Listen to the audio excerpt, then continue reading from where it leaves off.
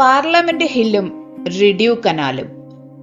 ചക്കരയുടെ teacher അവരെ seasonal നടത്തത്തിന് കൊണ്ടുപോകുന്നത് പോലെ എല്ലാ സീസണിലും ഞങ്ങൾ ഒട്ടവയിൽ പോകും. അവിടുത്തെ വഴികളിലൂടെ മരങ്ങളുടെ തണലുപറ്റി, കിളികളുടെ പാട്ടുകേട്ട്, പൂക്കളുടെ ഭംഗി ആസ്വദിച്ച് പ്രത്യേകിച്ചൊരു ലക്ഷ്യവുമില്ലാതെ നടക്കലാണ് ഉമ്മാന്റെ ഹോബി. കുറച്ചു നടന്നാൽ വഴക്കിടുന്ന ഒരാളുണ്ട്, ചക്കര. ഓട്ടവയിലെ പ്രധാനപ്പെട്ട സ്ഥലങ്ങളാണ് പാർലമെന്റ് ഹില്ലും റിഡ്യൂ കനാലും. പ്രാധാന്യം ഏതിനാണെന്ന് ചോദിച്ചാൽ അത് പാർലമെന്റ് ഹില്ലിന് തന്നെയാകും. പ്രധാനമന്ത്രിയും സ്പീക്കറും MP-മാരും ചേർന്ന് രാജ്യകാര്യങ്ങൾ ചർച്ച ചെയ്യുന്നതും തീരുമാനമെടുക്കുന്നതും ഇവിടെ വെച്ചല്ലേ? തൊട്ടടുത്ത് തന്നെയാണ് സുപ്രീം കോടതിയും.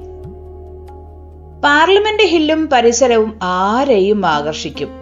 അതിനു ചുറ്റും നടന്ന് കാണാനോ പുൽത്തകിടികളിൽ വിശ്രമിക്കാനോ ആർക്കും വിലക്കില്ല.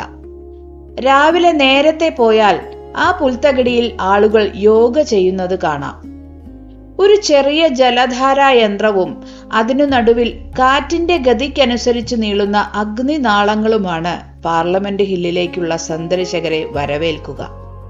തണുപ്പോണ്ടാവും അതിനു ചുറ്റും എപ്പോഴും ആളുകൾ വട്ടം കൂടി നിൽക്കുന്നുണ്ടാകും. ചിലരാകട്ടെ ആ വെള്ളത്തിലേക്ക് നാണയത്തൊട്ടുകളും എറിയും. അതെന്തിനാവോ ആളുകൾ പൈസ എറിഞ്ഞു കളിക്കുന്നത്? ഉമ്മാനോട് ഞാൻ ചോദിച്ചു നോക്കി, ഉമ്മാക്കറിയില്ല. വിക്ടോറിയൻ മാതൃകയിൽ പ്രൗഢിയുള്ള 3 പ്രധാന കെട്ടിടങ്ങളാണ് പാർലമെന്റ് ഹില്ലിലുള്ളത്.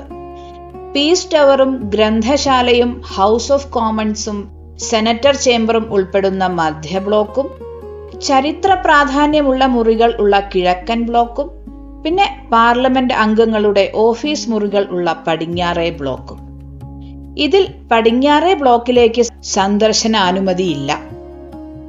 കുറെ കാലം മുന്നേ ഇവിടെ തീപിടുത്തമുണ്ടായിട്ട് കെട്ടിടങ്ങൾക്ക് കേടുപാട് സംഭവിച്ചിരുന്നു. പഴയ മാതൃകയിൽ തന്നെ വീണ്ടും പുതുക്കി പണിത പാർലമെന്റ് കെട്ടിടം ഒരു കുന്നിന്റെ മുകളിലാണ്. അതിന്റെ പുറകുവശത്ത് നിന്ന് നോക്കിയാൽ നിറഞ്ഞൊഴുകുന്ന ഒട്ടവ നദി കാണും. ഫോട്ടോ എടുക്കുന്ന ആളുകൾ ഉണ്ടാവും എപ്പോഴും അവിടെ. ഇലകൾ നിറം മാറുന്ന സമയത്താണ് ഏറ്റവും തിരക്ക്. കാനഡയുടെ അഭിമാനമാണ് റിഡ്യൂ കനാൽ. മഞ്ഞുകാലത്ത് കനാലിലെ വെള്ളം ഉറച്ച് ലോകത്തെ ഏറ്റവും നീളം കൂടിയ സ്കേറ്റിംഗ് റിഗായി മാറും ഇത്. മീൻ വെട്ടുന്ന നല്ല വീതിയുള്ള കത്തിയില്ലേ, അതുപോലെ മൂർച്ചയുള്ള ഒന്ന് ഷൂവിന്റെ അടിയിലുണ്ടാവും. അതാണ് ഐസ് സ്കേറ്റിംഗ് ചെയ്യുമ്പോൾ ഇടുന്നത്. ഐസിലൂടെ തെന്നി തെന്നി സ്പീഡിൽ പോകാം. ഷൂ മാത്രം പോരാട്ടോ, ഹെൽമെറ്റ്, തട്ടിയാൽ മുറിവ് പറ്റാതെ ഇരിക്കാനുള്ള ബൂട്ട്സ്, പിന്നെ ഡ്രസ്സും. ചക്കര കുറച്ച് പഠിച്ചു, പ്രാക്ടീസ് ചെയ്യാതെ പാതിക്ക് നിർത്തി. റിഡ്യൂ കനാലിന്റെ പ്രശസ്തി സ്കേറ്റിംഗ് റിഗ് ആയതുകൊണ്ടല്ല, ചരിത്രം ഇന്നും നിലനിർത്തുന്നത് കൊണ്ടാണ് ഇതിന് ഇത്ര പ്രാധാന്യം. ഇനി അത് പറയാം.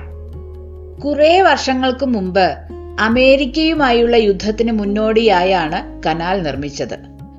അന്നുണ്ടാക്കിയ ജലപ്രവാഹത്തെ നിയന്ത്രിക്കുന്ന ചീപ്പുകൾ തന്നെയാണ് ഇന്നും ഉപയോഗിക്കുന്നത്.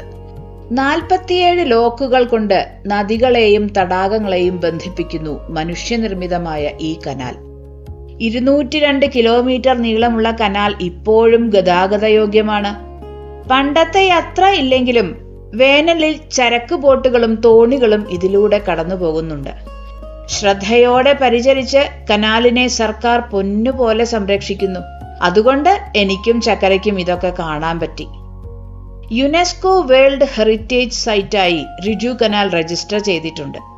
ഓട്ടവ നദിയെ ഒന്റാരിയോ തടാകവുമായി ബന്ധിപ്പിക്കുന്ന പ്രധാന കണ്ണി കൂടിയാണ് ഈ old canal. Old is gold അല്ലേ?